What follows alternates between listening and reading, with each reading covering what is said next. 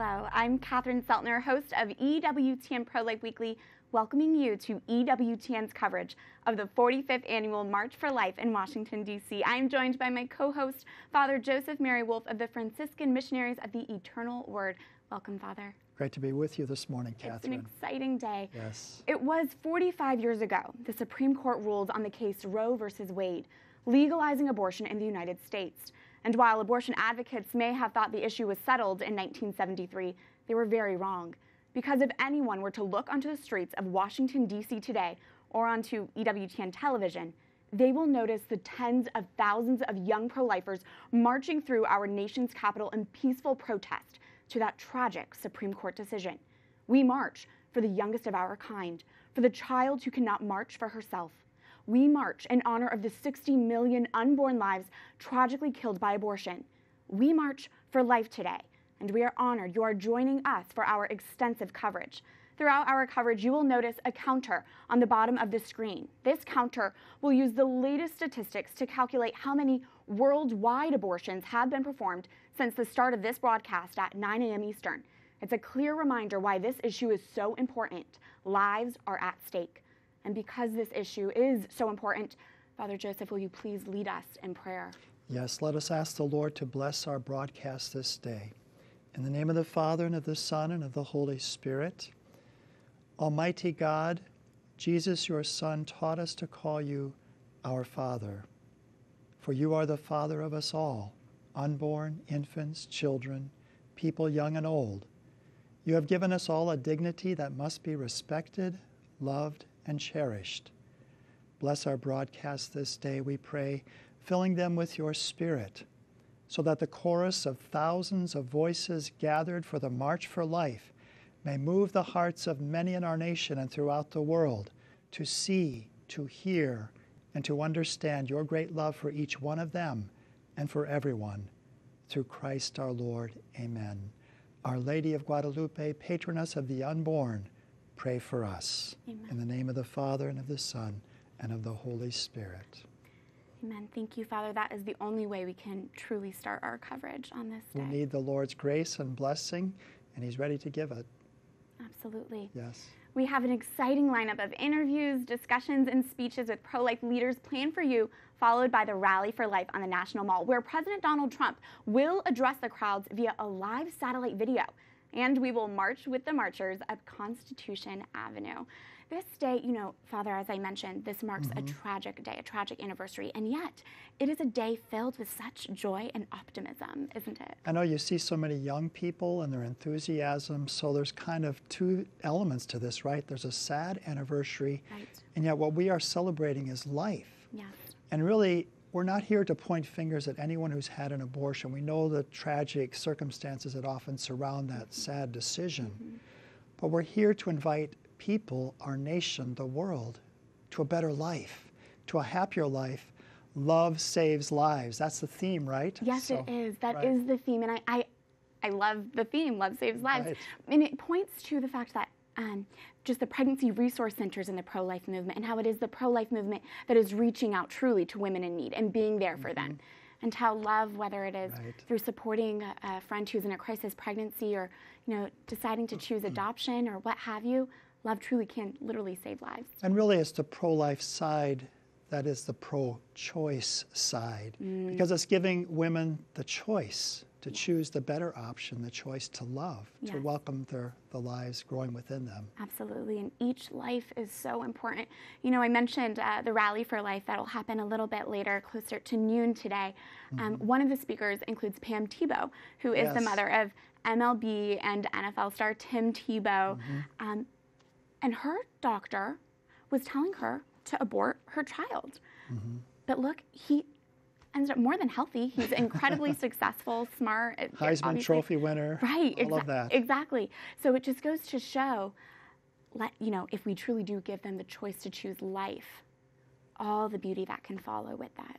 And I'm so happy to see her as part of this today, because when they had that Super Bowl ad in 2010, that's right. Maybe you remember that beautiful ad that she and Tim had done.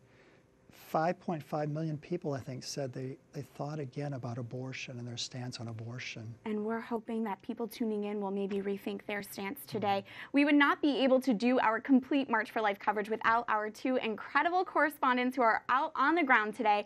Teresa Tomeo is host of EWTN Radio's Catholic Connection, and Damon Owens is executive director of Joy to Be, a ministry dedicated to proclaiming the joy of being made in the image of and likeness of God. Teresa and Damon, good morning. Hey, good morning. Good morning, Damon. Good morning to you. Good to see you again. It's a privilege to be back here at the March for Life and bring our viewers so many different faces and different aspects of the pro-life movement. So good to see you again. Yes, great to see you again. And I know that I want to mention that some recognition you received recently from the Vatican, which is very important. We're very proud of you. But I also wanted to pick up on, Catherine, what you said earlier, and Father Joseph as well, talking about this mixture of emotions and really these two sides, these two elements. We were talking about this inside the tent, that on the one hand, as you mentioned, you have this wonderful expression of the culture of life, and everyone celebrating, coming together in prayer and praise and worship, as you'll see at the rally a little bit later on, and the great speeches we're going to hear, including, for the first time ever, the President of the United States addressing us via satellite. That has not been done before.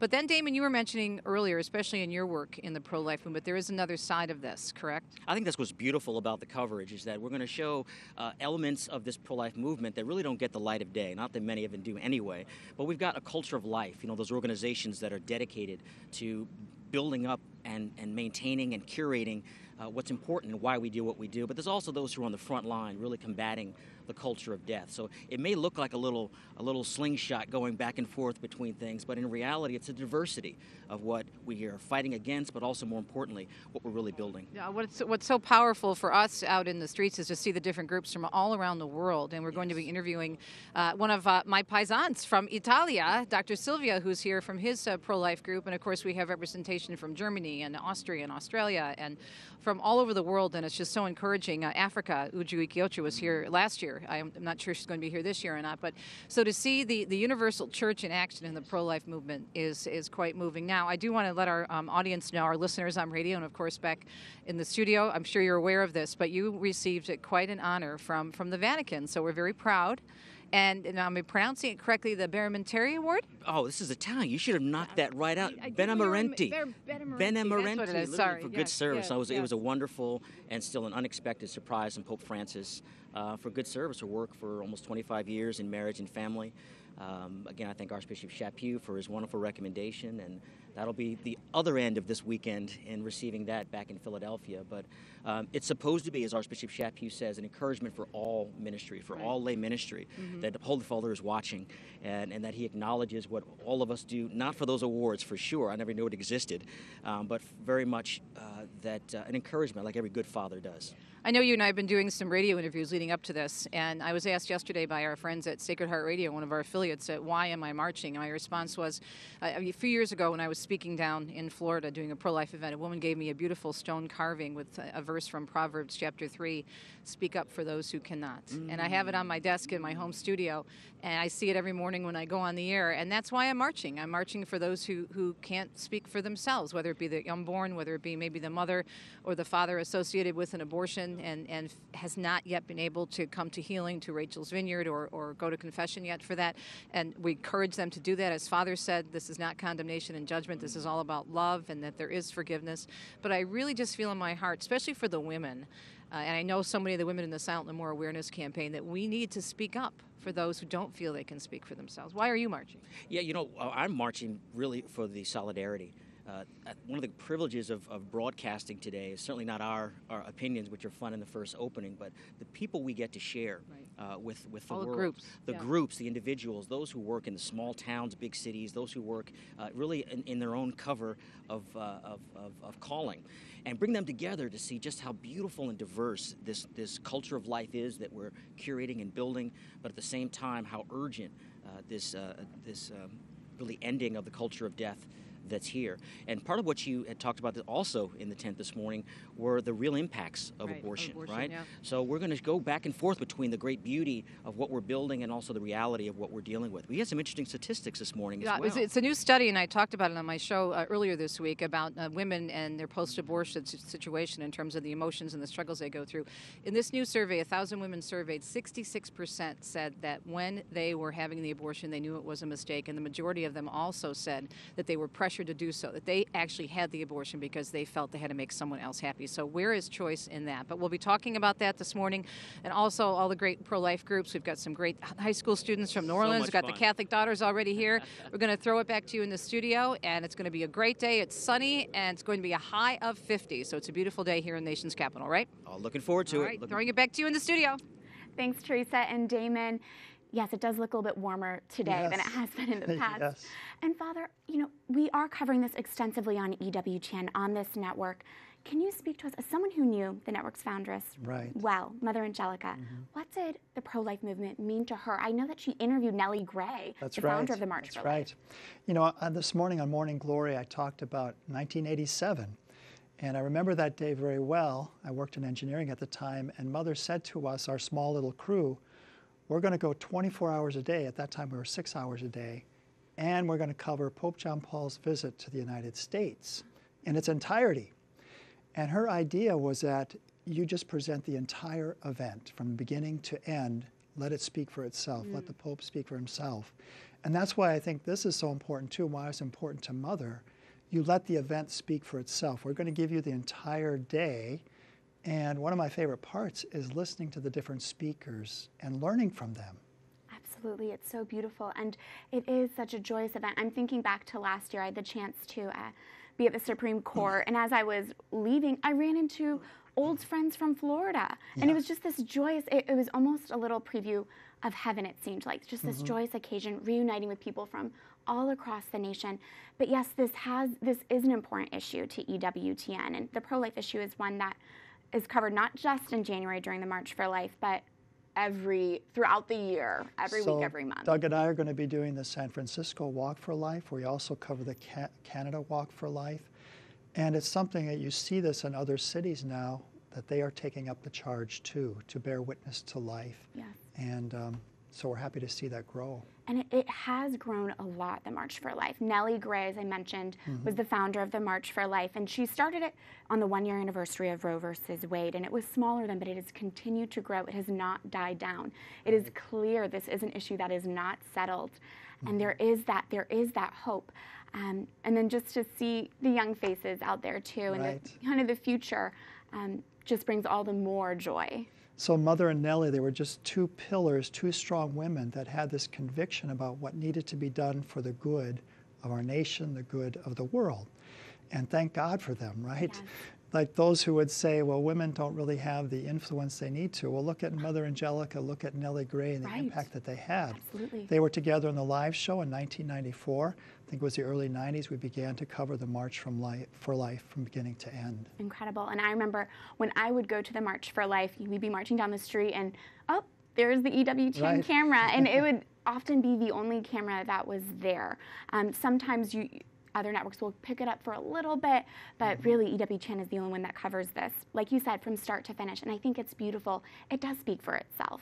It really does. And, you know, the culture just continues to, like Bishop Sheen, I like this saying, he said, only dead things float down the river, but living things swim against the current. So you think about the current of the media today against life. Yes. We need to know what the answers are. And I think that's what this event does. It helps to educate people, help them to know the responses to the culture of death. Absolutely. And we are going to go back out to the fields with Damon Owens. He is with Professor Carter Snead of the University of Notre Dame. Carter and Damon, hello. Right, look at you, yes? Hi, where are you? For our keying off here for interviews here, I've got the University of Notre Dame with Carter Snead here, and you brought quite a contingent with you, didn't you? We did. We brought 1,034 students and over 100 faculty and staff. So the University of Our Lady is in full force. We are. Yep, the Our Lady's University is here in full effect at the March for Life. Very excited about it. Now, Carter, you're part of an organization within the university that really is specific to this issue and the broader issues of law, culture, and ethics. Can you tell our viewers a little bit about what you do and what your contingent does within the University of Notre Dame? Absolutely. I'm the director of the Notre Dame Center for Ethics and Culture, and we're the primary locus of pro-life advocacy and research and scholarship and engagement in the global public square. We have over 200 undergraduate fellows and graduate student fellows, and we host the Vita Institute, which is an executive training program every summer for leaders of the pro-life movement worldwide. And in April, we'll be honoring Ambassador Marianne Glennon with the Evangelium Vitae Medal, which is the most important medal that we offer for pro-life lifetime achievement at the University of Notre Dame.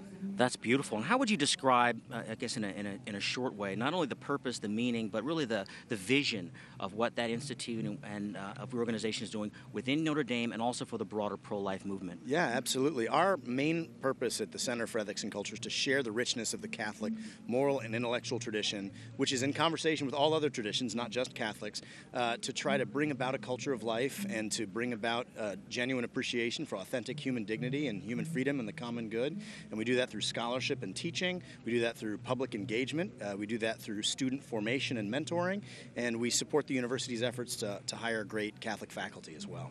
So your work is both internal to the university, but also broader to establish the foundation of this culture of life that we speak so often about. Absolutely. We want to make sure that Notre Dame is a beacon for pro-life culture on campus, but also as Notre Dame in the global public square, we want to promote a culture of life in the name of the Blessed Mother's University as well. Oh, that's beautiful. We hear so many things coming out of Notre Dame and how influential, rightly so, the university is, and to see that kind of turnout here is very encouraging. One last question. When you look at trends, when you look at what you're dealing with now, is there anything you could share with our viewers about what either you're seeing now that's new or any particular trend that we should be aware of in this whole pro-life and respect life spectrum? I feel like and we see this every year at the March for Life, we see it at Notre Dame, the energy is situated in the youth. The youth understand the intrinsic equal dignity of every human being throughout life's journey, and they're really the future. And it's just so encouraging and exciting to see all the amazing young people at Notre Dame and around the world coming to the realization that our brothers and sisters in the womb deserve our love and respect and the equal protection of the law.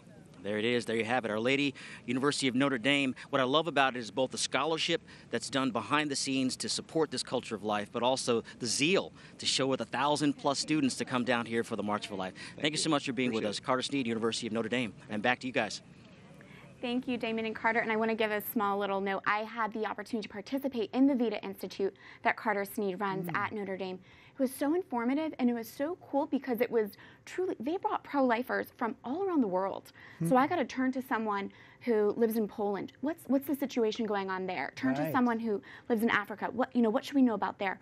So really just want to commend the work going on. That must have encouraged you to see other people who are doing what they can in their countries. Absolutely, and to see, okay, let's work together. You know, let's have that sense of unity right now. And Father, the bishops are also doing something to mark, you know, as we're remembering the importance of life, especially this month. 9 Days for Life Novena. Can you tell us about it? Yeah, so Cardinal Dolan mentioned that last night, how they have this website and you can participate in this 9 days. Well, why 9 days? That's a novena. So before the Holy Spirit came in the Acts of the Apostles, there was 9 days that they were praying with Our Lady. So the bishops have put up this website where young people can go and they can participate through prayer, some penance, and pilgrimage. But Cardinal Dolan on this website, he has a video where he talks about putting our faith into action. So this is a great way. It's 9 daysforlife.com. Beautiful. And, you know, everything that you mentioned, penance, prayer, pilgrimage, that is all a part of this, too. Right. And the March for Life is a pilgrimage, It really is. And I remember a couple of years ago, some of the buses that were going back to Iowa, my home state, that they had to build an altar out of the snow because they got stuck in the snowstorm, right? So there's a sacrificial element, but we just had the year of Fatima. And so the message of Fatima tells us that sacrifice is fruitful, spiritually fruitful. That is beautiful. And right now, Father, as I mentioned earlier, the Capital One Arena is hosting the Youth Rally for Life and Mass for Life. We're going to go to it right now where thousands of young adults fill the stadium seats. Let's go to it now. And I'm that child.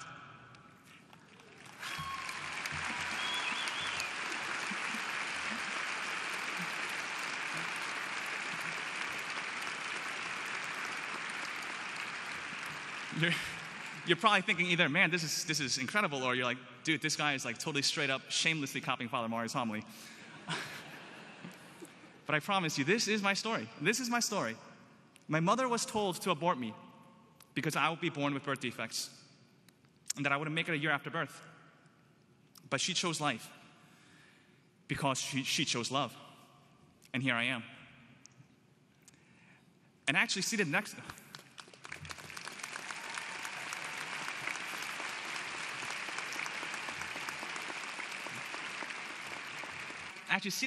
to my mother is my youngest sister. She doesn't know I'm going to do this, so I'm going to embarrass her as much as I can. Say hi, Teresa. I am the second of 6 living children. Okay? The first 5 of us were born within 7 years. Between number 5 and number 6, there are 9 years. So talk about a surprise. Talk about unplanned. Talk about a curveball. Talk about being an inconvenience.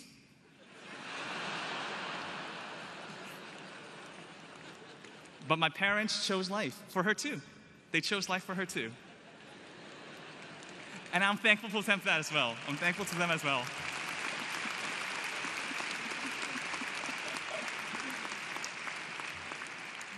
Now here's the thing though, right?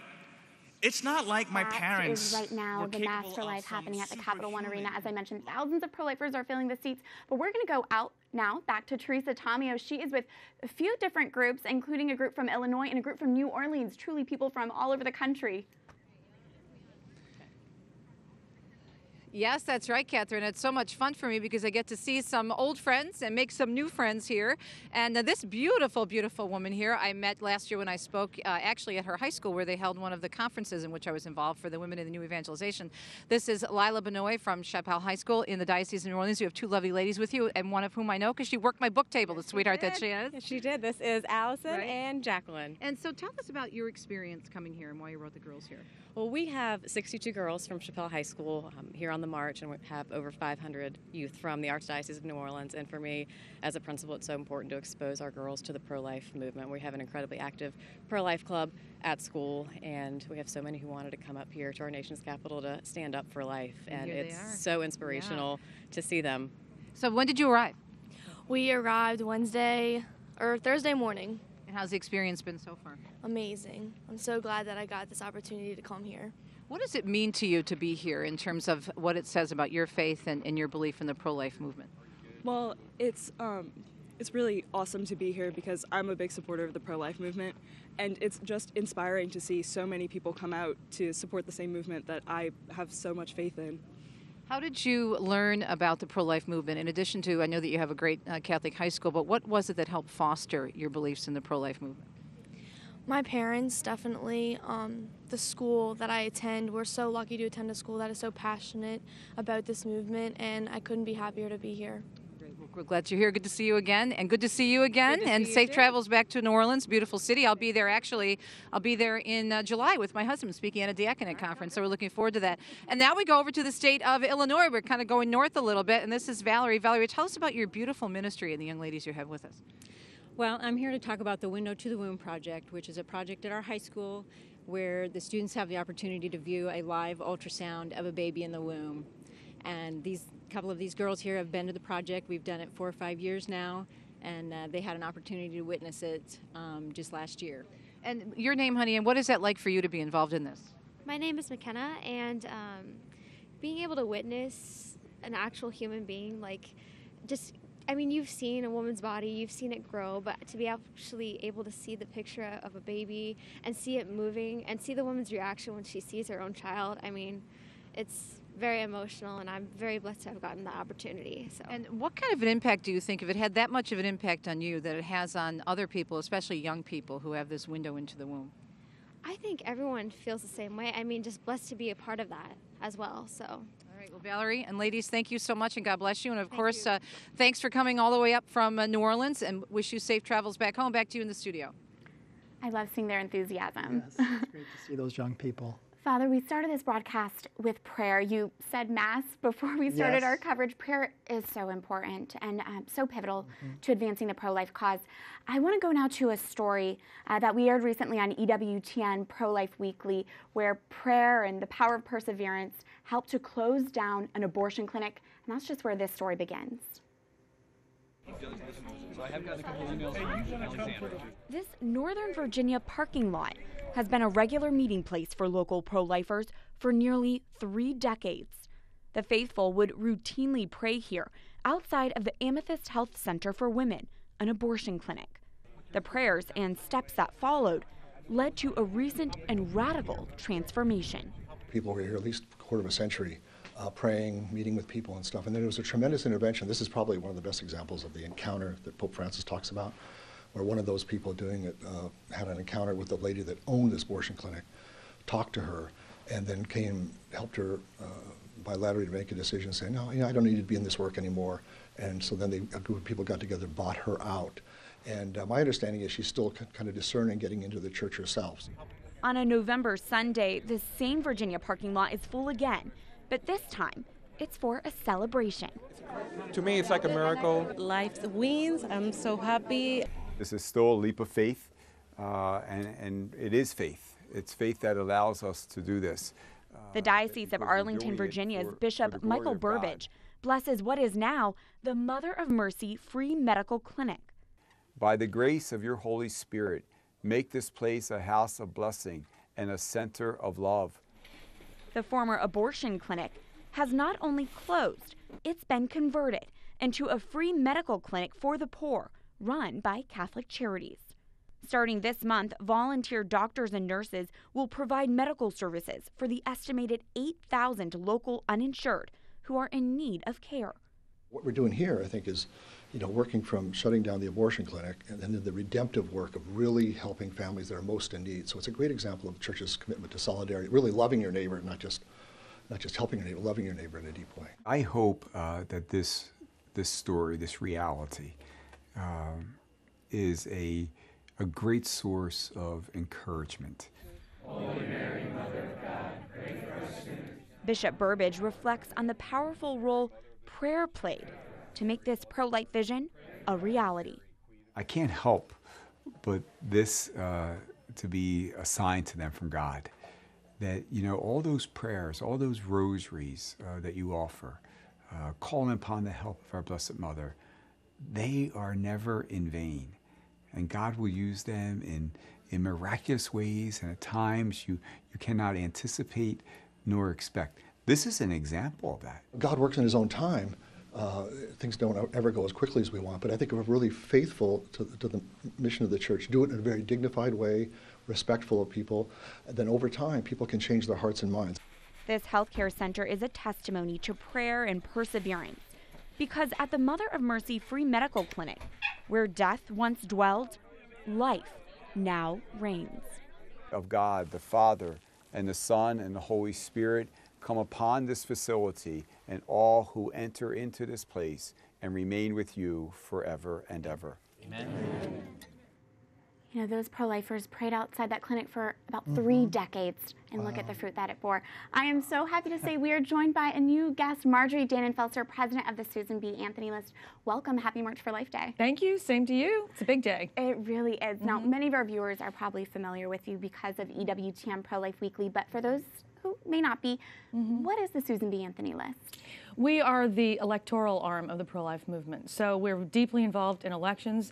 When we're done with that, we come to D.C. to go back to those senators and the president that we helped elect and say, you remember this legislation that you committed to passing when you were running? Now's the time to dig in and do it. That's what we do. And that those constituents are watching and paying attention to that. Amen. And today there's a major vote on a pro-life bill. Can you fill us in on that, the Born Alive bill? Yeah, it's the Born Alive Abortion Victims Protection Act. And it is very long, but it is what it sounds like. If an unborn child is born alive, then the doctor and the staff is required to give that baby the same degree of care that a baby who was intended to be born at the same stage would receive. This bill's been on the books there is a law that's been on the books since early 2000s. And what it did is just defined that baby as a human being who is deserving of help, but it hasn't had teeth in the law. There's really been no enforcement, no requirements. Now there will be, and so we'll have to go to the Senate after that, and then the President after that.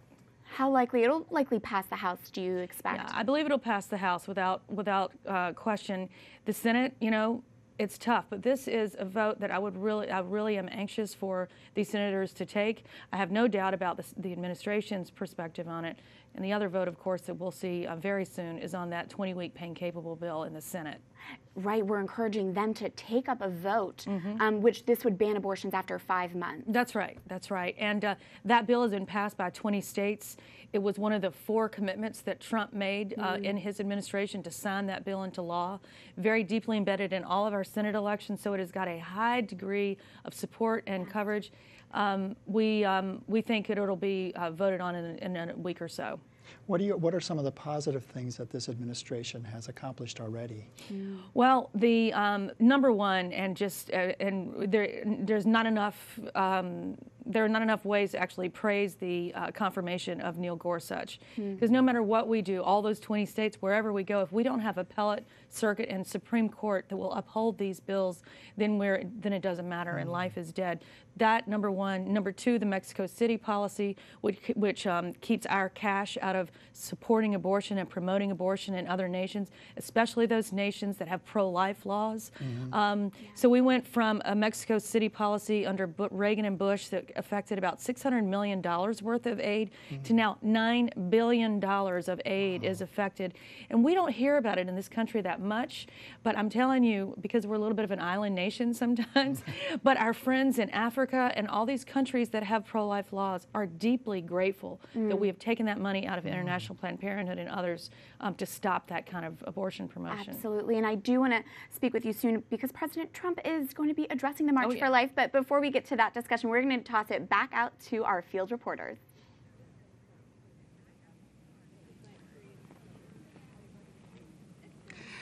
Hi, it's great to be back here with a beautiful and courageous couple that I know Catherine had a chance to interview in depth, and we'll be able to see that on the network a little bit later. But Alberto and Iseth have got a beautiful story that I think our viewers need to hear because we're wired for stories. Let's get this out of the politic and let's get into the personal.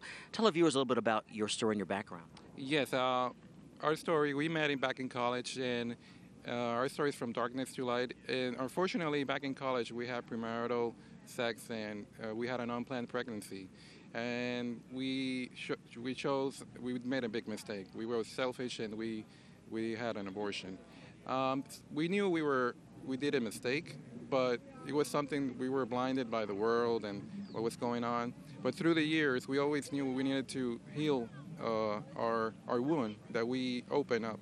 So it was very important for us to heal, and through the years, and thanks to a lot of people like Bishop Emeritus Paul Laverde from the Diocese of Arlington, he did a pro-life mass every month, and he made a beautiful homily about his story and also about the valuing life and Christ's life. So it was very beautiful, and other people in the diocese from that helped us, even laity, people from laity that helped us. But we were slowly but surely, we got married in 2007, and then we confessed our sin, and here we are now. My wife and I, my beautiful wife, we have a radio show every Sunday in Radio Maria in Spanish, and it's very important for the Hispanic community. We're doing this because the Hispanic community is very important in this cause, and there's a lot of people out there that need help, and the church can help us, and also other nonprofits that can help us. Thank you, Alberto. Now, Iseth, how difficult is it, not only in the ministry now, but also reliving, really for the sake of others, this real darkness before and then the light after? Can you share with our viewers your journey here and being able to be such a witness?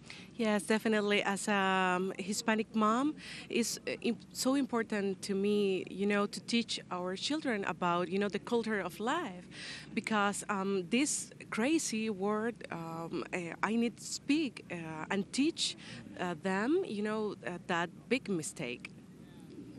And when you hear that, I mean, how do you receive when you hear so many people talking about it's nothing, it didn't matter much of anything, because you're not just telling your story to tell it, you're telling it in order to change hearts. Yes, it's truly. Abortion really affects us, psychologically, spiritually. We knew we made a mistake, and it's something that it needs to be worked out through Rachel Svinger, to even Hispanic women. A lot of Hispanic women, Project Gabriel can help women that are pregnant, and it's very important for us to be an example. Now we see the light, now we see Christ, and now we want to be an example for the world that we can come out from the darkness and be the light. And God's mercy is so beautiful. Beautiful. And Alberto Yset, thank you so much for your witness and for your continued encouragement. This is about stories, and more than organizations, which are such a grace, it's really about drawing people back into understanding what it's like in a lived experience. So thank you for your witness. Back to you all. Yset and Alberto do have a beautiful story and a witness to share, and they're also hosting EWTN Español's coverage of the March for Life, so tune into that as well. They're a beautiful witness. President Trump later today will be addressing the March for Life via live satellite feed. Mark Irons is the White House correspondent for EWTN News Nightly with Lauren Ashburn, and he previewed that speech. Let's take a look. God bless you, and God bless America. Thank you. President Trump will make history when he appears in the Rose Garden today, giving a live video message to a packed rally gathered just a few hundred yards away at the March for Life. The president is committed to protecting the life of the unborn, and he is excited to be part of this historic event. Trump's live TV broadcast from the White House will be a presidential first. George W. Bush addressed the rally through a phone call, and before him, President Ronald Reagan. We're told about a woman's right to control her own body, but doesn't the unborn child have a higher right, and that is to life, liberty, and the pursuit of happiness? Last year, Vice President Mike Pence pumped up the crowd. Life is winning again in America. Last night, he met with pro-life youth from Students for Life at his office next to the White House. We want the Vice President to hear from us. Kristen Hawkins, the president of Students for Life, says it shows a lot about the White House's commitment to the pro-life movement. We were invited to come and share the on-the-ground, what is happening in the pro-life movement, how the abortion industry is affecting us, our generation. Thank you, Mark Irons, for that report. Marjorie, how significant is it that President Trump will be addressing the March for Life today? Well, in Trump terms, it's big, really big. I mean, this president has such a sense of theater. And so when security says to him, you just are not going to be able to go out on that stage. And I think I feel better, frankly, at the fact that he's literally not going to be in that danger. So what does he do? He figures out the Rose Garden, such a symbol of the presidency, a symbol of what this presidency stands for. He'll be surrounded by students like Kristen and her, her Students for Life. It's going to be a beautiful visual, and it will be also making history, because while we've gotten phone calls from presidents, we haven't had his visage, his face, his whole person addressing hundreds of thousands of people, and that's where his strength is. He's good at this. With the crowd and talking to people and everything like that. And you were just at the White House yesterday. Yes. I mean, it is one of these beautiful weeks, and all these, we haven't done that in 8 years. We did go last year, the March for Life to the White House, but this is all beautiful and new. The vice president and his wife, Karen, spoke. Karen talked about when they were running for the House of Representatives and explaining to their children when they were really little, this is why we're going to run for Congress. And they showed the Life magazine cover of the developing baby. Yes. So that's who that man is, and that's who his wife is. That's a very strong feeling of confidence in the room that this is not just someone who is coming to talk to us. He lives among us, and he is us. He addressed the Susan B. Anthony List Gala last year. Yes. He really has been a pro-life champion, the vice president. He has been. He actually also addressed it when he was getting ready to run for governor. At that point, we were working really hard to see if he would run for the presidency. But the Lord works in these beautiful ways. The Lord knew better. And where he is right now is so important for the pro-life movement. It's beautiful, and I cannot wait to see the rally and address later on at noon. But right now, we're going to go to Teresa Tomeo out in the field.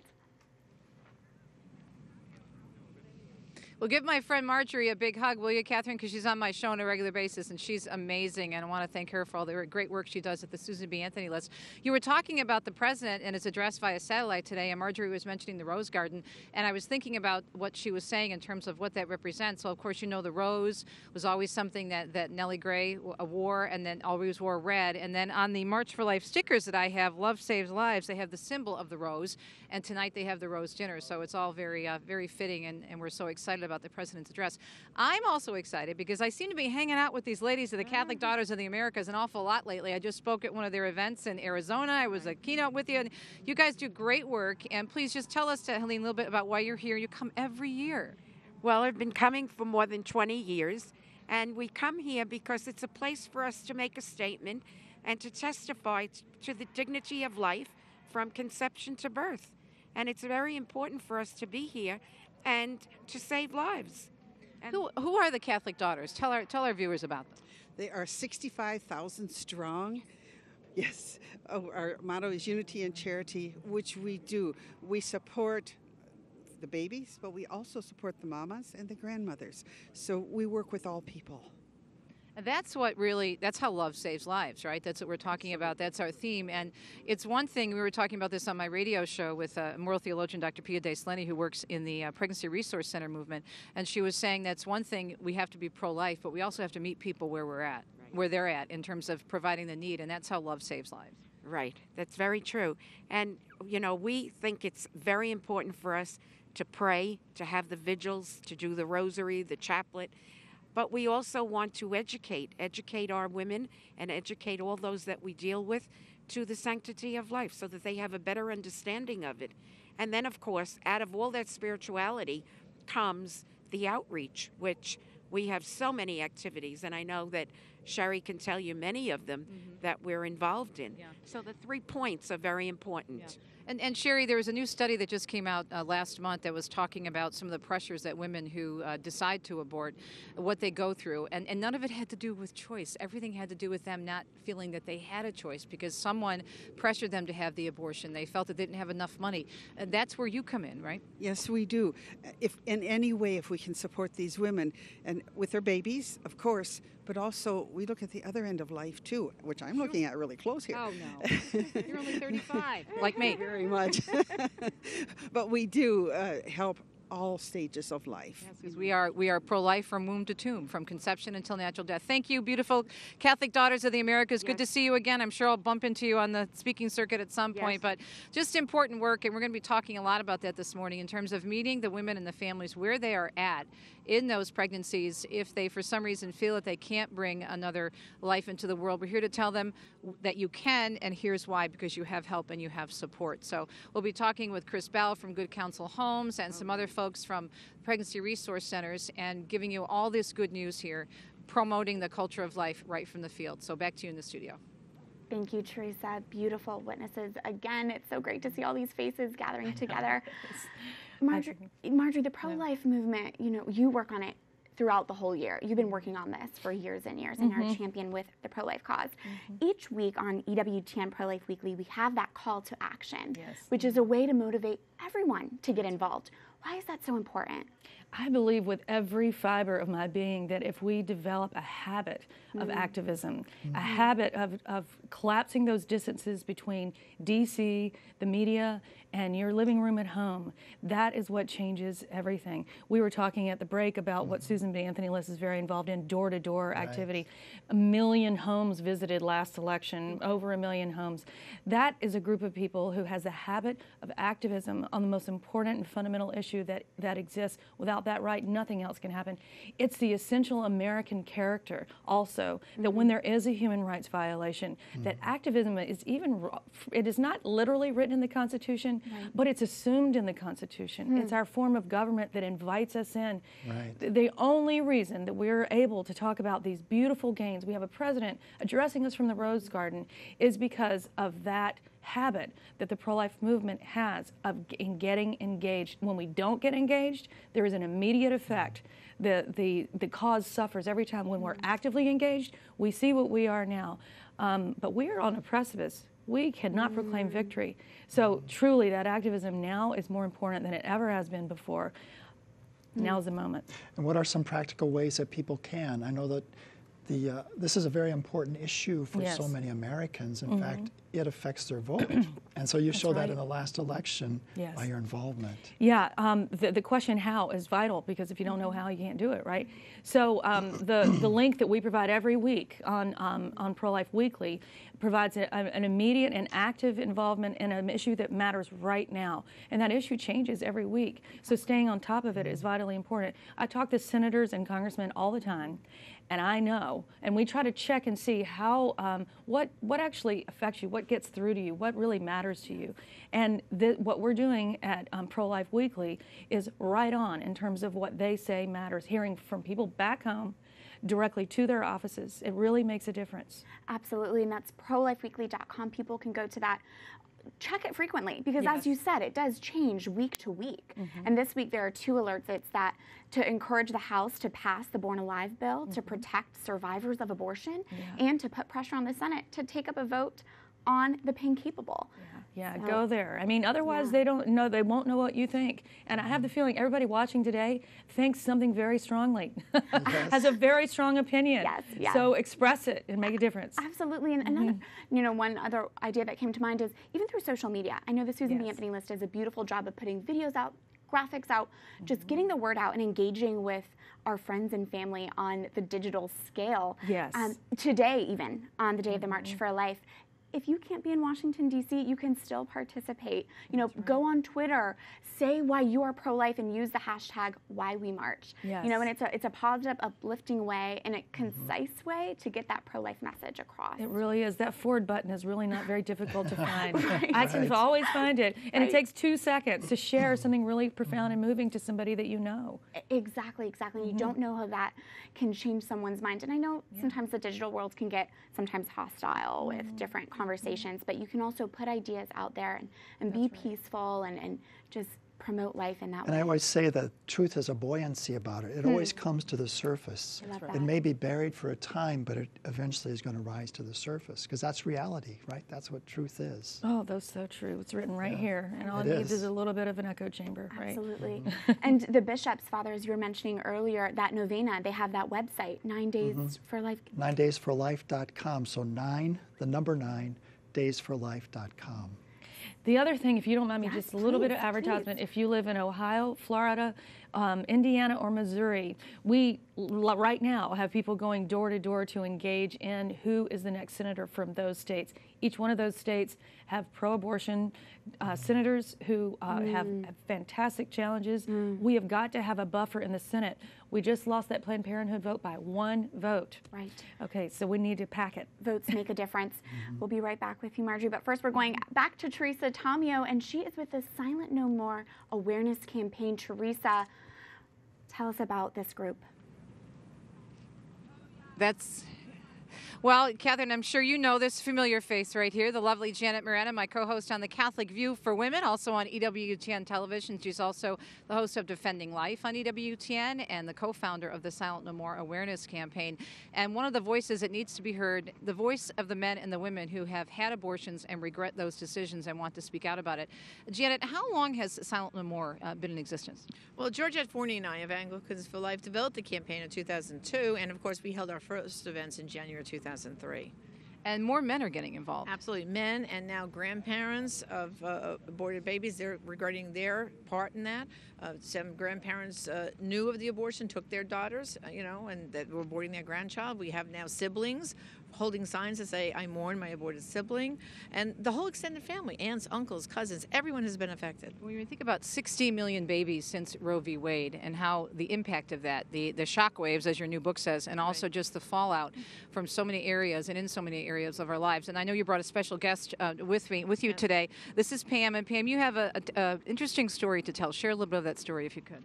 Okay, well, almost 40 years ago, I was raped when I was engaged to my husband, and we were just devastated. And we didn't know who the father of the baby was because I had made the mistake of being intimate with my husband, so which was my fiance at the time. So anyway, I just suffered greatly, cried for days, and finally just gave in to fear and had the abortion. Immediately when they took the baby from me, I knew that it was a horrible mistake. I suffered terribly. I just I felt loneliness, fear, sorrow, shame, regret, everything, every bad emotion. So basically what it didn't help the situation, made a bad situation because you were already in pain because of the rape itself and the confusion and the fear from that, made a bad situation worse. Absolutely, and it was then a double trauma, and the trauma from the rape was nothing compared to the trauma of realizing I killed my own child. So what would you say to folks out there? Because it's often a question that comes up. Well, what about cases of rape and incest? I would say for rape, abortion is not the answer, and I believe there is no good reason to have an abortion. It is an innocent child.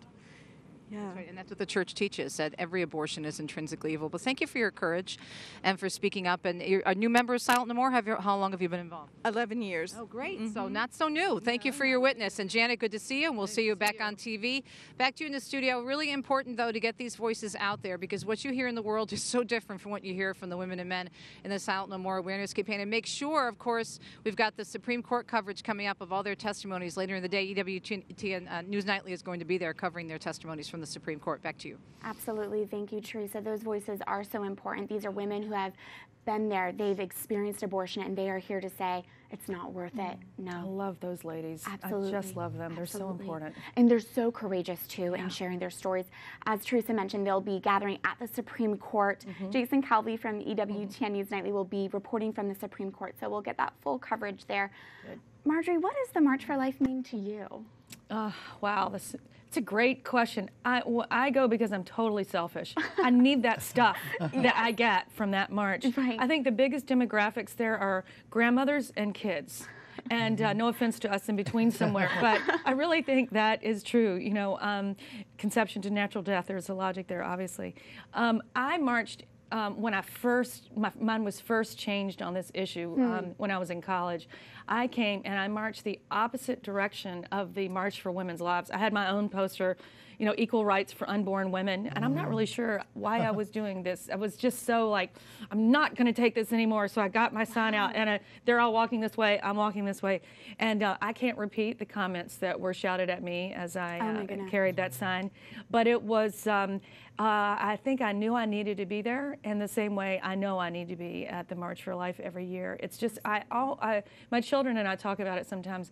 If we could just live with this group of people all the time, what a really cool life that would be. It's like being on a constant retreat in some ways. And I mean, it's perfect. I'm just saying in so many ways. I mean, people don't go there for personal gain, for cash, just to bear witness to the invisible need that is there in the child and the mom. Exactly, and it really is an event of peace and unity. You know, you have people from all different religions and all different backgrounds who are coming together because they share this belief that unborn life is worth protecting. Yeah, that's it. It's very simple. And you go away buoyed. I mean, you were reflecting upon the march before Vice President Pence spoke and then after. We will keep working. We'll be on our knees. We're going to work as hard as we can, no matter what what the highlights are looking like right now. But I will say that going from the March from the March for Life, before the Vice President and the President were where they are, it was work. It was hopeful work with not a lot of obvious payoff. And we're still on the precipice of payoff right now. But going there now is just, you know, it's a magnet moment. Bring to everybody in the country, everybody watching here and everyone around the country. It's so full of hope, and we have so much opportunity. You know, in the gospel today, we had our Lord choosing the 12 apostles and sending them out. We're all being sent. Right. Because we all have a part to play in building the kingdom of God and spreading the gospel of life. Yes. There's not one of us who's baptized, who's been called by the Lord, who's not called to do something. Right. We're all one body, and we all have our own unique part. And whether that's being on Capitol Hill, Marjorie, like you do, and meeting with these congressmen and going to the White House and sharing the pro-life cause, or whether it is ministry or media, we all have a different thing that we can do. That's right. To build up and promote. Yeah. And go online, right? Right now. Exactly. This very second. Exactly. Go to EWTN's Facebook and Twitter. You can anytime. But also, we're encouraging, if you're at the march, if you're not able to be at the march, use the hashtag #WhyWeMarch and just give a simple reason. Why are you pro-life? And I love that hashtag because it's so positive, and it speaks to that unity that we were just discussing that's at the march. This is why we do this. Maybe you should consider it as well. Yeah. Amen.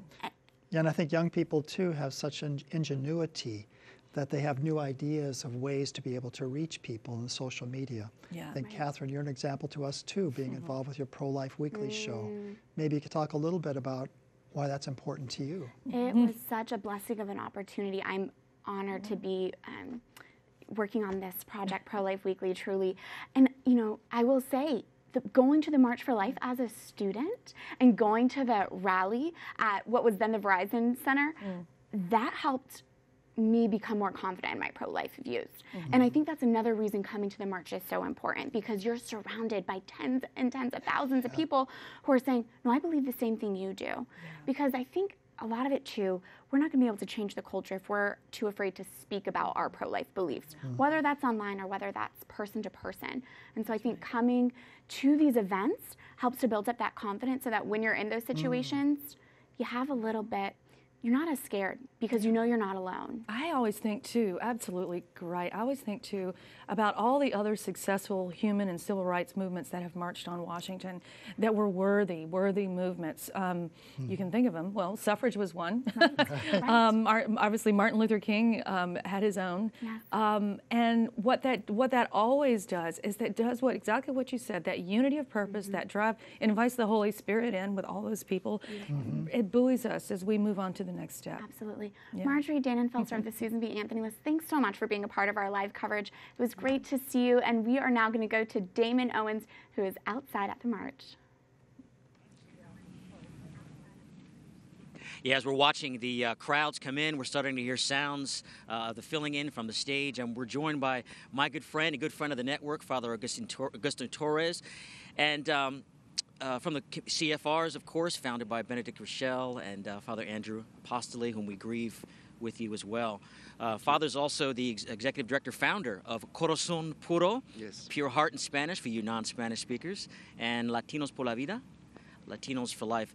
Welcome, Father. Tell us what's going on with your ministry, your work, and really the changes in your community with your growth, as well as the passing of our good friend, Father Apostoli. Yes, sure. It's hopefully the apple doesn't fall far from the tree, because Father Andrew and Father Apostoli were always here on this day. Rain, snow, sun, or shine, they were always here. And so the next generation, I guess, of CFRs are trying to do the same thing. And we have a whole bunch of people from the Bronx that we work with that it began to grow and grow and grow. We wanted to obviously teach them the beauty of pro-life. We would bring them down here. And now this same crew is organizing a conference mostly for Latino Spanish speakers here at this thing. It's the only Spanish conference. There's a lot of conferences, and it's the one going on tomorrow, and we're so proud of these young people from the Bronx. That's beautiful. And tell us, our viewers, a little bit more about that conference, both why it's formed, what are you hoping from it, and really the need that you're addressing. Yeah, so, I mean, everyone is being hurt by this culture of death. But sometimes some groups have specific needs and some specific strengths. So mostly, Latinos, Hispanics are very strong in the family, but like everybody else, it is getting pummeled by the culture of death. A lot of the Planned Parenthood is in the high schools trying to battle for the minds of this young generation. And so because most Latinos are younger, that's a huge battleground that we want to wage, because we want the minds of these young people to remain pro-life. Now, kind of a loaded question, but you're seeing a lot of it as ideology. Is it language, or is it really the community that you guys are so well known for that's changing hearts in the young Hispanic people? It's everything, but it starts with family. It starts with knowing that you belong, knowing that you have a place. And so that's kind of where we begin. We begin, and for all of us, family is that's like a word that's so deep. And so we begin from there and then head on up. So you're able to teach, but at the same time provide that lived experience of community and belonging. Absolutely. And I'm kind of praying, like we always pray for vocations, right? I am praying that some of the youth I'm working with will eventually go on to be pro-life politicians, because this formation that they're getting is so necessary for anyone, most especially if you have public office. That's beautiful. And we want to thank you so much for the work you've continued to do, march in, march out, and especially this particular work that you, within the CFR, are called to do. You're a great gift to the church. Father Augustino Torres, thank you so much for being with us. Back to you all. Thank you, Damon. And we are going to continue our coverage of the 45th Annual March for Life. But first, we're going to take a quick break. Stay with us.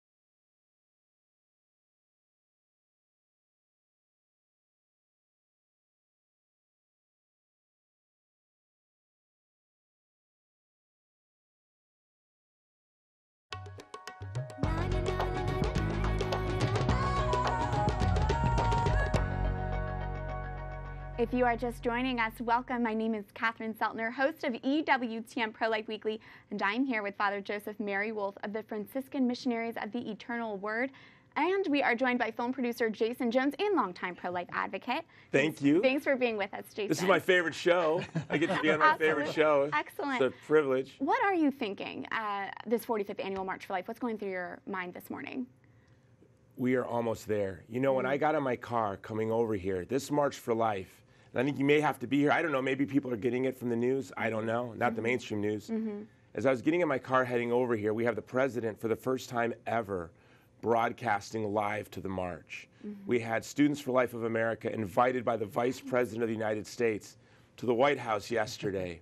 And as I was coming over here to do EWTN, I thought, you know, I've been in the pro-life movement for 30 years. It hasn't always been like this.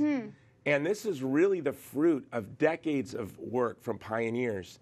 EWTN was the only outlet where we could get our message. It was the courage of Mother Angelica, the donors and supporters of EWTN, pioneers like Father Marx, Judy Brown, Joe Scheidler, philosophers like Elizabeth Anscombe, Ricardo, actors. I'm a producer. People say, it takes so much courage to be pro-life. Not today. It's an in thing. It's cool to be pro-life. Right. Even in Hollywood. You know, Ricardo Montalban, the best interview I've ever seen on any show ever was when Ricardo Montalban was on EWTN and shared why he was pro-life. When he did that 20 or 30 years ago, that took courage. So what we're seeing today is the fruit of decades of hard, thankless work from beautiful people. And so it's a privilege to be here today to see the olive trees that were planted by other people. Wow, that's a really beautiful and profound reflection, Father. Yeah, that's so encouraging to us at EWTN who have been there and have been part of this since the very beginning, and to know the impact that it is having, that it really is changing lives. And as I often say, I believe there are people alive today because of our coverage of the March for Life and our pro-life message. That's so powerful. EWTN was such an important part of the success of our film Bella. If not for EWTN and Catholic radio, Bella wouldn't have been the success that it was. And we know of over 1,000 women who wrote us because they chose life because of Bella. So it's not just the apostolate of EWTN, but all of the apostolates that have benefited because of EWTN. Yes. And those are just that you know of. And we have much more to discuss with you, Okay. Jason. But first, we're going to go to Teresa Tomeo, who is with Christopher Bell. Teresa, hello. Hi, Catherine. Good to talk to you again, and so good to talk to my friend Chris Bell from my original home state of New Jersey. I was raised in Michigan, but born in Jersey City, of course, Benedict Rochelle's hometown. Yeah. Good to see you again, and we were talking earlier about the importance of letting the world know through this amazing coverage that EWTN provides, and as many people as possible, letting people know that we do care about the women, we do care about the families, because oftentimes the pro-life movement and the church is accused of not caring about the women. Or after the baby's born. Right. So Good Counsel Homes, which Father Benedict and I started in 1985. Now we have 7 homes in 4 states, New York, New Jersey, Connecticut, and Alabama, and a national helpline. We take in mothers who are in need. And I got a call from a woman in Alabama, Kellyanne, who was living in a boxcar, Teresa. And the shelters and the other places she called in and around Mobile, none of them would take her. They had a waiting list. They said, come back, whenever. The hour she called us, we said, where are you? And we picked her up. She couldn't believe, because that's what we do. If you're pregnant and you need a place to stay and you call Good Counsel Homes, we will help you immediately. And even though we have more than 100 mothers and babies in our 7 homes today, there's always room for one more. And when you talk about There is room at the end, right? There's always room at the end. We have women sometimes on couches. We have a chapel in each of our homes. Sometimes she gets to sleep in the chapel if there's no other beds. That's a nice place, close to Jesus. It is, yes. And one mom who was in our home in South Jersey in Riverside, this house mom was feeling a little guilty because, it's a chapel. It's got, kind of hard pews there. But she rolled in a cot. But she kept saying, look, tomorrow there might be a bed because her mom might be moving, and that didn't happen. And finally the mom said to her, listen, I like it here. I want to stay here. And I really felt that her saying that, she did feel the peace and consolation of our Lord, even though she wasn't Catholic. But, God touched her. And so we want to say to everybody, you can call 1-800-723-8331. That's a national 24-hour-a-day helpline. Or go to goodcounselhomes.org, Good Counsel, C-O-U-N-S-E-L, homes with an S at the end of it, .org. And you can find help, and you can find a place to stay. Even if you're in another part of the country, we'll network with the other 400 maternity homes throughout the United States to find you a place to not only have your baby, but like at Good Counsel, you can go back to school, find a job. We offer daycare, free to the moms. It costs us, $100 a week, and then we, help her take those next good steps. She could stay with us for a year or 18 months, depending on her circumstances. Also, like us on Facebook. If anybody's got a Facebook, look at you, Mr. Social Media. Yeah. Well, there are about 1.5 billion people there, so exactly. So Good Counsel Homes, Facebook, Twitter. Go to our website. Call 1-800-723-8331. Keep up the great work. Good to see you again. Thank you, God bless you. And this is where the rubber meets the road in terms of meeting women and families where they're at. And we're going to talk more about that later today with some of our other interviews. Back to you, Catherine. Absolutely. Talk about love saves lives. There's an example of it right there. Thanks, Teresa, and thank you, Christopher. We are joined here by film producer and pro-life activist Jason Jones. Jason, we're here in Washington, D.C., but you live in Hawaii. I do. What motivated you to make that huge journey over here? Well, I've been coming every year for over 20 years with my children, and I've been involved in the pro-life movement since I was 17, and like a lot of people here, I wasn't raised in a Christian home or a Catholic home. I was raised in a broken home. Never went to church a day in my life, and in filmmaking, you know, you have in the script, you have the inciting incident or the call to adventure. And my call to the pro-life movement began when I was 16 years old on a Saturday morning when my high school girlfriend rode her bike 5 miles to my house to wake me up, to tell me she was pregnant. And we conspired that I would drop out of high school on my birthday, which was 2 days away. I'd join the Army and we would conceal the pregnancy till I was back from basic training. While I was away in the 3rd trimester, her father found out she was pregnant and took her to a friend of his at Chicago Masonic Hospital, where she had a forced 3rd trimester abortion. She called me at Fort Benning, Georgia, and she was crying. Like, the only way I can explain it is that her soul was crying. And it was the way she told me that she had an abortion and reflection that told me the truth about abortion. And from that, I promised her I would spend the rest of my life trying to make abortion illegal. And I used to think, how come I responded to an abortion that way and most people, men involved in abortions, just go on with their lives? And I think if she called me and just said, I decided to have an abortion, yada, yada, I might have just gone on with my life. But the way she said it, which was she just cried and cried and cried, and I listened to her through $10. I had to call her back. My captain sent me to the PX, gave me a $10 roll of quarters, and through an entire roll of quarters, I just listened to this young girl cry. And from that moment on, I've been committed to protecting the child in the womb, which is the most vulnerable member of the human family, from violence. You witnessed firsthand her pain.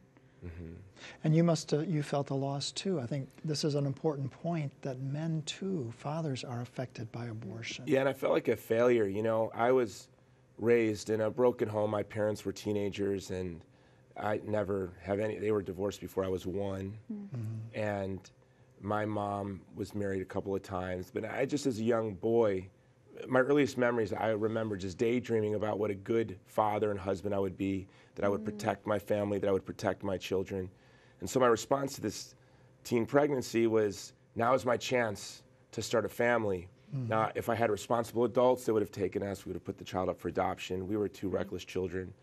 But at the time, my ambition was just to be a good man, to protect my child. And I failed. And I felt like a failure. And I said, you know, I failed out of the gate to protect my child, even to birth. But I said, I will not fail her, because the abortionist told my high school girlfriend that, oh, by the way, you had a little girl. And I failed this little girl, but I said, I will proclaim her dignity for the rest of my life. And then after 12 years in the pro-life movement, I became Catholic. And it was because I was searching for a ground for the dignity of the child that I lost, that I knew that this child had. In the Catholic Church, Christian anthropology is the only explanation for what we see as self-evident, the beauty of the human person. I say this is not an anti-abortion march, this is an anthropology march. This is the truth of the human person march. This is proclaiming the inviolability, the incomparable dignity and beauty of the human person. That's why we're here. People say, what are you doing there celebrating abortion? We're not here. This is not a celebration of abortion. This is a celebration of the truth of the human person. That truth became evident to the world in a very quiet way to a small group of people when the second person of the Trinity became man. And through the church, now this idea, even secular humanists and atheists accept Catholic anthropology by default, because they accept our vision of human dignity. Absolutely. Each person has an inherent dignity. Thank you so much for just all that you've done in your work. And Jason, for those fathers out here who are post-abortive fathers, is there a word that you'd like to share with them, some insight that you've gained throughout your years in this work? Yes, for men and women, when men are involved in an abortion, they explode. Vicki Thorne, the founder of Project Rachel, told me this. She's like, you exploded. I became very violent. I got kicked out of 2 dorms in college because guys told me they were pro-choice. And so men explode. You know, and a lot of men feel shame and guilt, and women too. Listen, the Supreme Court lied to you when you were a young person. Religious leaders lied to you. Political leaders lied to you. Maybe your own family lied to you. The media is lying to you. And you believe that lie, and you chose abortion. But now you know the truth, and that's okay. You know, when you're a man and you're involved in an abortion, now we have I'm responsible. We have a special responsibility. I'm going to be the best father I can to this child that I lost by, for the rest of my life, defending the dignity of the child in the womb. If you're a man and you're responsible for an abortion, you can be a great father.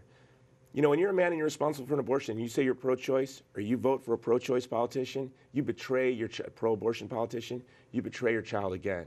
I will never, ever betray my daughter. I will always fight against abortion. And that's the best thing for post-abortive men, is to stand for life, vote pro-life. Like Mother Angelica used to say, that you take your past and you use it to make the present more fruitful. So you have this past horrible event that happened, but you're not just going to dwell on that. You're going to use it to make the present more fruitful by being active and doing what you can to make a difference. And to move forward. Thank you so much for sharing that. We'll speak more with you in just a bit, but first we are going to go to Damon Owens, who has a guest with him right now. Yeah, I don't know if you've gotten the shots yet of the growing number of crowds here, but the buses and buses of schools that'll be here, and you'll get a prelude right now of what we'll see during the march. I'm here with representatives of a bus from Detroit Catholic Central High School, Bob Salter, theology teacher, Brendan and Michael. Bob, tell us a little bit about the school, all-boys school, and this work you have to bring a busload of young men to the March for Life. I think we're the largest Catholic high school in the state of Michigan, I believe, and it's an all-boys school of college prep and have a long legacy of supporting life issues.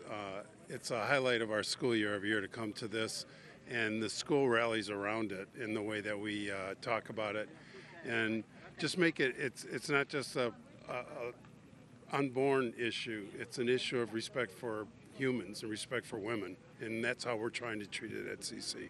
Beautiful. Thank you, Bob. Now, Brendan and Mike, you guys have had an all-night bus trip, so we're going to be kind to you. But are you here because Mr. Salter made you come, your parents made you come? Brendan, what brought you here, and is it your first time? Tell a little bit people about why you're here from your heart. I came here freshman year, and this is my second time. I was going to come sophomore year as well, but there was a bad snowstorm, so we weren't able to. We were here, by the way. Yeah. I guess what brought me here stems from when I was like 10. My mom got pregnant with my dad, and 10-year gap between me and my little brother now. And the first thing the doctor said when they came back was like, asked her if it was an accident and they could get rid of it. And I don't know, I just feel like it's very important to change that culture where instead of the doctor coming back and asking you like, do you want to get rid of it, they would congratulate you. And I don't know, it just seems wrong, and I feel like I should fight for it. Wow, so this is not even just a general issue. This is personal, and you've taken a stand even as a sophomore, junior, senior now in high school. Yeah, it's just really important to me. My little brother, I love him. I can't even think about what life would be like without him now, so. Well, that's beautiful. Big football players here. Mike, tell us a little bit about your heart and what brings you here to the March for Life. So kind of a similar story with Brendan is that I have a little sister at home. She's 5 right now, and like he was saying with his younger brother, like I couldn't imagine, life without them. They've been such like an integral part of me developing and growing and being a better human being. So just understanding the impact that my sister has had on me, knowing that, some of those children won't have that same impact on their older siblings or their parents, it just is something that I take to heart. Yeah, this is beautifully articulated, guys. I got to tell you, even in high school, I'm not sure I could have given any kind of witness to this as well.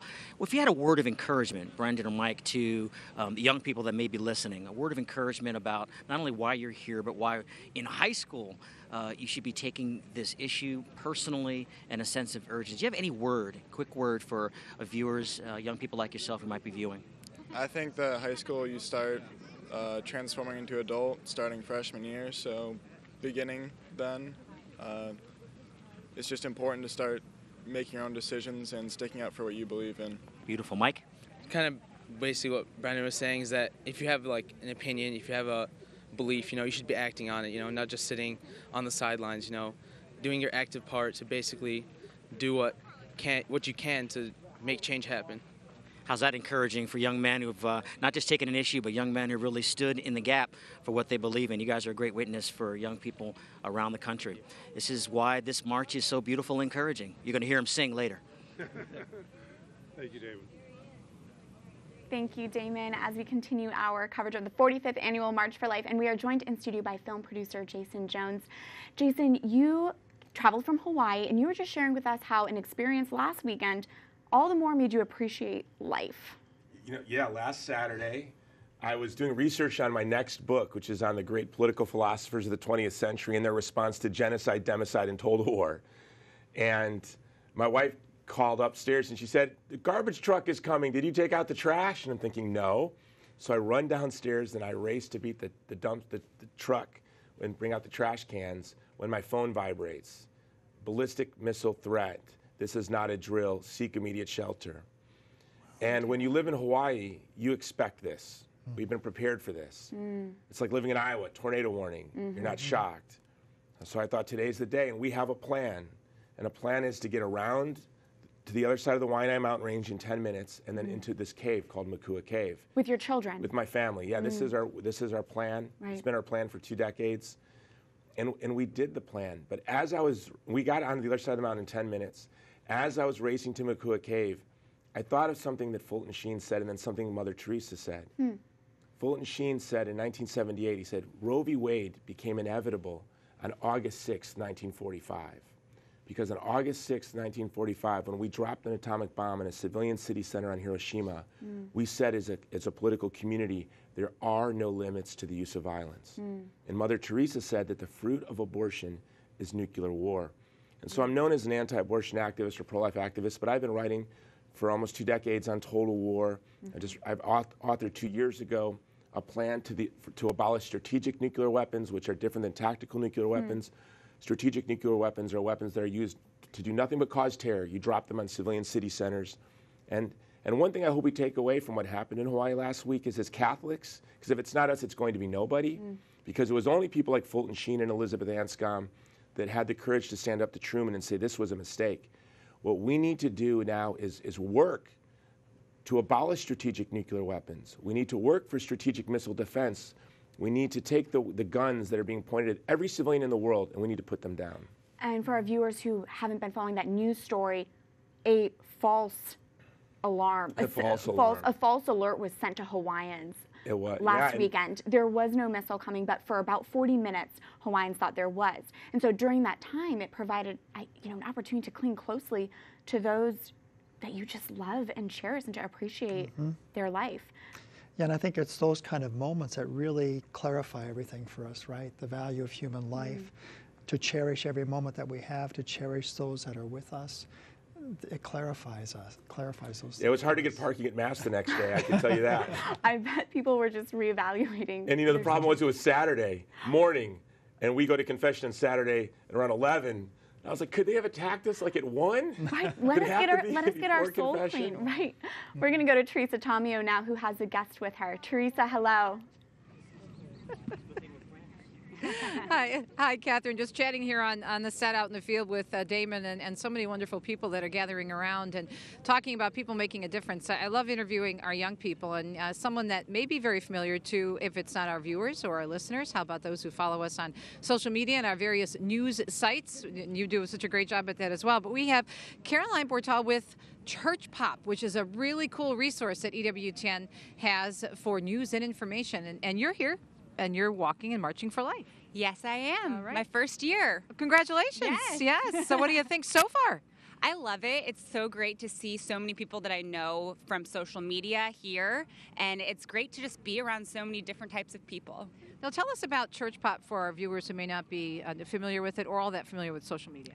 It's essentially the Catholic BuzzFeed, if you're familiar with BuzzFeed, shareable content, meeting people where they're at, and figuring out how to put our faith into our daily lives. Yeah, which is, and you do it in such a sizable way for people to take in that information quickly. Yeah, thank you. Yeah, very good job. I really like it. Great. It's a great resource, and I recommend it. I was saying before we went on air. And also, of course, this is near and dear to my heart, and also near and dear to where I live now in Michigan, because we have our friends from Canada, right? All right. So, and we have Mary Claire and Ariana. See, I got it right. Okay, good. And I love your shirt. It says End Female Genocide. Tell us about your group here today. We are Campaign Life Youth. We're the youth branch of Campaign Life Coalition, and our group is the National Pro-Life Organization, and we help organize the March for Life in Ottawa. So how lucky are you that you have it in warm weather? But actually, today's a pretty nice day. This is great. We could go swimming in this weather. That's true. I'm from Michigan. I get it. So how important is it for you to be here every year? I think it's very important, not only to come ourselves, be very inspired by the amount of people that come to the U.S. March for Life, and to get ideas for our March for Life because it happens later on in the year. But also I think we want American babies to stop dying as well, and so we want to support our American pro-lifers to the south. Is this your first time? Have you been to the march before? This is my first time actually at the March for Life, and I'm great. I'm very excited that it's such like a big group that's coming out today. So do you think you'll be making an effort to come back each year? Oh, definitely, definitely. Now, I know that we've been praying and hearing a lot, of course, about your Prime Minister and some of the things he said recently about pro-life and how if you're pro-life, you're basically out of touch with society. That was very sad to see, especially since he still identifies himself as a Catholic, and we are praying for him. But have pro-life representatives, in addition to the bishops who I know have spoken up strongly about this in your nation, but have other pro-life groups been able to approach him with their concerns on some of the comments and some of the things that he's been doing in terms of being so pro-abortion? I think practically every pro-life organization has approached him. I think that the media, unfortunately, is not covering it. And so it's unfortunate that no one's getting the message across in terms of widespread media. So. But there are a lot of people who don't support what he said, correct? There are a lot of people, and he's cutting funding for regular groups that aren't necessarily pro-life, but they don't agree with abortion. And so that's just kind of a dictatorship idea thing. All right, well, keep doing what you're doing because you are making a difference. And if someone, well, people are listening today, but we're glad you're here. And then we have people like this, Caroline, who are going to be covering stories since other people won't cover it, but we do. Back to you in the studio. Thank you so much, Teresa. And it was great to see pro-lifers from Canada. We will, of course, be covering the Canadian March for Life when that happens. And Jason, thanks so much for being with us It's on my this privilege. day. Thank you. I hope it's a great and pretty warm day today for the March for Life. You brought some of that Hawaii weather. It's the warmest in 20 years, but I will tell you, my 11-year-old son is really disappointed there's no snow. Well, it's still, I hope he still has a great time too. God bless you. Thank you. And as I mentioned, we will be following the Canada's March for Life because the March for Life and the pro-life movement is everywhere around the globe. We're going to go to some video now. First of all, this is in Chile. So in Chile, this was last year's March, March 25th, 2017, and about 10,000 people attended. In August of 2017 of last year, Chile's Constitutional Court did approve a bill that would allow abortion in some circumstances, tragically. But pro-choicers, abortion advocates in Chile, called the new bill a triumph of reason and an act of justice by campaigners. So, of course, all the more reason that we need our pro-lifers marching in there with them. So that is just beautiful to see the pro-life movement alive throughout the globe. You know. Right, it's growing in other countries, in Berlin and Rome. Absolutely, absolutely. In Germany, I think we might have some video in Germany as well. Their pro-lifers, the German March for Life was held last year in Berlin, September 16th, 2017. There were about 7,500 participants at that one. And in Germany, just a pro-life fact is that counseling is required before a woman has an abortion, but and it's not really seen here in the U.S. Abortion is a really key issue politically, not so much in Germany at this point. Now we are going to go to some video in Mexico. Now, of course, Mexico, a historically Catholic nation. Of course, Our Lady of Guadalupe appeared in Mexico. This is last year's march in April 29th of 2017. It's estimated more than 13,000 people participated. It was held for the 6th consecutive year. In all 32 Mexican states, abortion is permitted when pregnancy does result from rape. Mexico's annual abortion rate is 33 induced abortions per 1,000 women between the ages of 15 to 44. And now here's video in Peru. The March for Life in Lima, Peru on Saturday was transformed into a solidarity march with volunteers gathering several tons of food and nearly 4,000 gallons of water for those who have lost their homes in the ongoing devastating floods throughout the country. In Peru, abortion is illegal. A woman can go up to prison for 2 years if she does consent to an abortion. And a doctor who performs an abortion, well, that's an abortionist, not truly a doctor, can be sentenced 1 to 6 years in prison. And in Rome, Italy, the march will be held May 19th, 2018. This will be Rome's 77th anniversary holding the march. More than 6 million babies have been aborted in Italy since abortion on demand was legalized in the country in 1978. And now, of course, Rome is historically also a Catholic place. That is where Pope Francis is. Of course, isn't it just incredible to see all the international? You know, Jeannie Mancini mentioned that the March for Life here in D.C. is the largest human rights march in the world in the year. But we're happy to see it also going to other countries and involving other people too. Absolutely. It's the Washington's March for Life is the largest in the world. And with that, we're going to go to Damon Owens, who has a guest with him. Hello, Damon. Hello there. I'm blessed to be here with the National Right to Life, Carol Tobias, President of National Right to Life, and Olivia Turner from American Victims of Abortion. Tell us a little bit about what's happening with National Right to Life and some of the big issues that you're seeing, Carol. Well, National Right to Life has an affiliate in each of the 50 states with our chapters around the country, so we are just always excited and very proud of the volunteers that we have around the country doing the legislative work and the educational work and electing candidates to pass pro-life bills and all that. But there is one thing that I really feel like we need to be focusing on right now as a movement as a whole, is the abortion pill reversal process. We are seeing now 35 to 40% of all abortions being performed using the chemical abortion method, and that is going to, I think, increase in the coming years.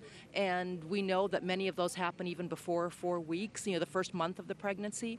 So we really need to let people know that if a woman starts that process by taking the pill that's going to dry up the progesterone in her uterus and then starve the baby to death, that if she reacts quickly enough, if she changes her mind and decides she shouldn't have done that, she can still counteract the effect of that abortion pill. So I'm encouraging we need to let women know that if they change their mind after that process and act quickly enough, maybe they can still save their baby. But two, as a pro-life movement, we need to be identifying those pro-life doctors and nurses who will work with this process. There is an abortion pill reversal network around the country, but we need more men and women to get involved and be part of that. So I think as a movement, that would be something great that we can do that will actually impact the women and save the babies. Well, thank you for that, Carol. And I remember early years, maybe 10, 15 years, when it was almost exotic to find a doctor that would handle some of these reversals when RU46 and the earlier chemical abortions came out. So it's good to hear there's a network and that you're making this particular issue. Olivia, what are you seeing with your affiliate with National Right to Life, the American Victims of Abortion, with this issue or anything else going on that you'd like to share with our viewers? Well, AVA, American Victims of Abortion, is an outreach of National Right to Life, and it does deal with the families, the mothers, the fathers, the grandparents, the relatives of those of us like myself who've had an abortion. And what Carol just brought up, I think, is critically important. We have seen great progress within our culture about reaching out, creating healing programs for women and men who have been through an abortion experience and lost their child to that violence. But with this experience of RU46, the chemical abortion process, we're seeing this even more secret and, I think, terrifying abortion experience where a young woman takes these chemicals, goes home, has some horrific experience, perhaps even comes close to death. No one in her family has any idea. This is all done in such secretive hiding. There's no way of providing care. So the idea that she might even consider reversing it, who she talked to. She hasn't talked to anybody to begin with. So all of this goes back to what I think we still need to be aware of in our culture, which is that abortion is all around us, in all of our families. We need to be looking for ways to be compassionate, to speak with love, to speak with understanding, and to create openings where we talk about, hey, I hope the people in my family know that there are people out there who can help them if they've either had an abortion or they're thinking about abortion. We care. I think that's beautiful, blessed with the years of the political side, that this issue of reversing chemical abortions is such a high priority for National Right to Life. Thank you so much for being with us, Carol Tobias, President of National Right to Life, and Olivia Turner of American Victims of Abortion. There seems to be a turn here, and in terms of the issues of how people are addressing the realities of abortions in people's lives, let's hope people hear your message about the reversals. Thank you. Thank you.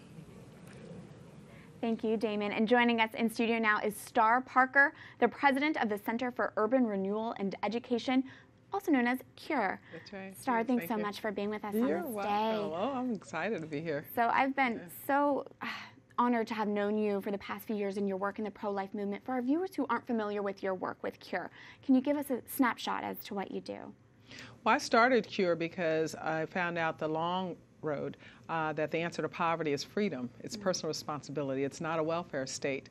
I had believed all of the lies of the left, as I call them, believing that somebody else would solve all of my problems, that life was stacked against me, it wasn't fair, America was racist, that wealthy people were taking advantage of poor people, and in believing all of that, I got very lost. Abortion has touched me personally. I started getting engaged in real reckless behavior, criminal activity, drug activity, sexual activity. 4 times I went into one of their so-called safe, legal, rare abortion clinics. And after a Christian conversion, I changed my life because I got pregnant again. I still wasn't married, but I knew enough not to kill my offspring. And so I ended up living on welfare. And it was there that God found me. I carved this little dark hole for myself, and I found out how much He loved me, that God was in Christ, that He was reconciling the world to Himself, not counting my sin against me, things that we find out in church. I just so appreciate EWTN because a couple of years ago when Pope Francis opened the doors, I was in Italy, and so so I had to watch you guys because everything was in everything was. And we are everywhere. We couldn't understand it. I'm like, wait a minute, I don't have to sit here and try to figure out what they're saying in Italian. I can turn on EWTN, and so I did. And the reason I bring that up is because it just so touched my heart that He opened the doors, for those that had aborted too, because I could identify. But anyway, after a Christian conversion, what happens when Christ comes into our lives is we change. We begin to mature, we start to grow, and I did. And as I changed, and over time, I became more active in social policy. And when the GOP decided they were going to reform welfare, I knew I needed to be a part of that. And I was, and was consulting with them. We passed welfare reform, but the question on the table then was, now what? So I began CURE, the Center for Urban Renewal and Education. So we're here in Washington, we're a policy institute, and so we work on welfare reform and all related issues, and abortion is related because abortion feeds that narrative that people are victims, and when you think you're a victim, you lose all control of your life, as I did, and so we want people rescued. We want the government out of charity. I think when people experience that darkness and how dark that darkness is, and then they come to the light, they are the most profound witnesses. Right. And that's why I think you're so important, a witness, because you said, I've been on the other side. Right. I've experienced what that darkness is like. It's bad. And the light is so much better. Sometimes it is. I think, when I ask the Lord, why do you have me doing this? And it doesn't slow down. And I think that you're right, Father, that to whom much is given, much is required. And I've been given so much because you really do get to see the other side. It's one of the reasons I go to Italy and go visit Vatican is because you get to see what all those that went before us also were protecting and believing. And so it makes our problems here really small. Yes. Star, I'd like to know, the theme of this year's march is Love Saves Lives, all about how the pro-life movement is there to love women. Oftentimes you'll hear from abortion advocates that very trite phrase, pro-lifers are only pro-birth. They don't actually care when the baby is actually born. Right. Can you speak to that, especially as someone who works on these policies? Well, we work on the policy issues, and you know that is an arena that needs to be worked on. Abortion is legal, but it's not lawful in God's eyes, and we do need to end it. And there is a light now that we may do it, and in our lifetime. That's one part of it. But when you talk about the person themselves, this is not true that we don't care about that human being. We not only care about the one in the womb, we care about humanity. That's what Christianity is about. And so we have pregnancy care centers all over this country. There's many things that we do as a society. When you think about who does charity and who does it best, it's in the private church sector. When people are broken, they do have a place to go. Now, what has happened is the government has decided to compete with that element, to say you don't need the things of the Lord, and therefore they send out this narrative that, well, you guys aren't doing it anyway. Oh, yeah, we are. We are. We're the ones who are there for those women all the in need. time. So much more to talk about, Star. We'll be right back with you. But first, we are going to go to Teresa Tomeo, who is with Andrew Walther of the Knights of Columbus. Yes, and Andrew and I were just talking about a new poll that came out from the Knights of Columbus, and it's very significant because the messaging that gets out there is not the reality of the situation, unfortunately. So let's talk a little bit about the good news of this poll that you found. And finally, nice to meet you in person. You and I have been on the radio together many times. Yeah, very good to meet you. Well, the polling basically shows that the label pro-choice doesn't necessarily mean that people are supportive of abortion on demand. In fact, it's quite the opposite. on a number of the restrictions we polled on, you have between 4 in 10 and 6 in 10 of people who identify as pro-choice saying that they would support what we would consider pro-life legislation. You have 3/4 of Americans that actually want abortion restricted to at most the first 3 months of pregnancy. About half would limit it just to rape, incest, life of the mother. So you see over 10 years a very consistent concern with the wide open kind of abortion laws that we have now, and a real consensus in America from this polling across every party, Republicans at about 9 in 10, Independents at about 8 in 10, and Democrats at about 6 in 10, who want abortion restricted in this way. So what do we do with this information? Because it's very valuable. What we're seeing out there in the culture, as I mentioned, is that the messaging is not where America is, but most Americans are pro-life, and even if, as you just said, they refer themselves as pro-choice, they want a great deal of restriction. So what do we do with this information that you have? Well, I think the first thing is we have to think about how we're talking to other people about this issue, because people that are saying, okay, I'm pro-choice, we immediately think, well, they want abortion on demand. No, that's not the case. 6 in 10 of them want abortion restricted to the first 3 months of pregnancy. So I think that in part what we may want to do is think about the kinds of conversations we have. Are we having general conversations from the ends, or are we having conversations about specific policies that most of these people would be on board with? How important is it to get this information out beyond, of course, this is great to have, obviously, these interviews that we're having on this live broadcast, but to get it to those arenas where they're not hearing this message? I think that would be very important. I mean, I think that the more people understand that they're not alone in what they think, the better off we're going to be in terms of solving this issue in the long term. Because the problem is the people who have the megaphones and the microphones in the secular world, the majority of them are so extreme, and yet they call us the extremists. Well, you know, you're only at about 10% of people that want abortion on demand. Yeah. And so the fact that that is driving a conversation when everybody else is talking about a 20-week ban or something like this that has almost 2/3 support is very interesting. The real fringe understanding of this issue is this 10% over on one side. How much feedback and how much reporting in the secular world, when you put out these studies, you do a great job in terms of the messaging from the Knights. How much of a return do you get in terms of interest from the secular press on interviews? You know, after 10 years, it's really gotten a lot of traction. This year, it was picked up by Politico. It's picked up by a lot of the secular press in terms of a 10-year, year-in, year-out poll. And we do it with Marist, who's the pollster for NBC, for the Wall Street Journal, for McClatchy. So we're using a pollster that is one of the top 2 or 3 in the country. Yeah. So it's not something that could say, well, this is an extremist polling company that has a certain political view they're trying to put out. No, Marist is the gold standard. Yeah. And so in terms of the other great pro-life work that the Knights do, we can go on, but thank you so much for everything that you do, and I would encourage people to find this poll. Where would we find it? You would find it at kofc.org/polls. All right, good to see you in person, and we'll Thank talk to you again on the radio. Very good. Back to you. Great information from the Knights of Columbus in their latest poll on how Americans really feel about abortion and restrictions and laws.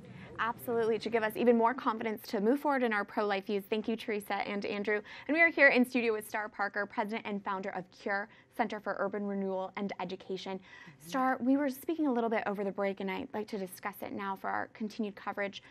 How does abortion specifically hurt minority communities? Can you speak to that? Oh, it's so sad, even to attempt to speak to it, because the Black community, the Latino community, the poorer communities have been targeted by the eugenicists, those that believe that, as Margaret Sanger believed, that there are some people that are just not worthy of existence. And as a result, they've done massive marketing campaigns that abortion is good, it's healthy, it'll get you out of poverty. They use the church, they sold it through the churches, and now a couple of generations into this, the messaging has taken hold, and it's sick. We're meeting people all over. You think I'm having 4 abortions? I meet girls that have 12 abortions.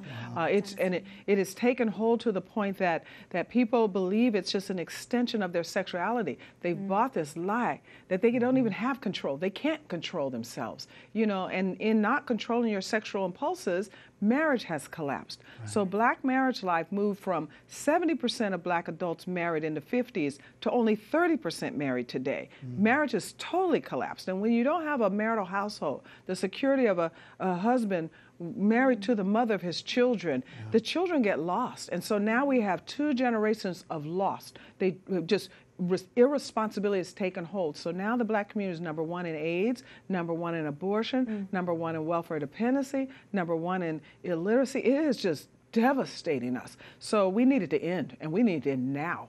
You bring out in your video that billions of dollars have been given in aid to help remedy this situation, but no change, right? Poverty is the same as it was decades ago. That's right. What are you doing to help remedy that? We want the government out of charity. It doesn't belong there. You cannot develop out a program to help the poor, a war on poverty to help the poor, with a one-size-fits-all approach. People are unique. They have unique problems. So we have to get this on a local level. The church is the best solution, because once someone can reconcile with the fact that God loves them and He has a unique purpose for them, it helps build a dignity, a worth, a discipline. And so we have to get it out of Washington. So my work through CURE is to get the government out of charity, get this back into local communities, get it next to the church, who does the most amazing work. So you're working with churches and local officials? We actually have 3 prongs at CURE. We have a media center to get the message out that we've been on the wrong track, and you guys stop trying to help black folks, as Jason Riley's book is. Please stop this, because it's not working for us. But we also have a clergy center to where we've organized clergy across the country to educate them, to equip them, to engage them. But then we also have a policy center to where we work with the legislators here in Washington, D.C., working now even with the White House, to get the type of initiatives in place where they're not decided here in Washington. The decisions aren't here. They're back into local communities. The biggest effort is to block grant welfare policies to the states and let them come up with their own ways to help the poor. And make a difference there. Let's continue this conversation in just a moment. But first, Teresa Tomeo is with President of the March for Life, Jeannie Mancini. Hello, Jeannie. Hello, Teresa.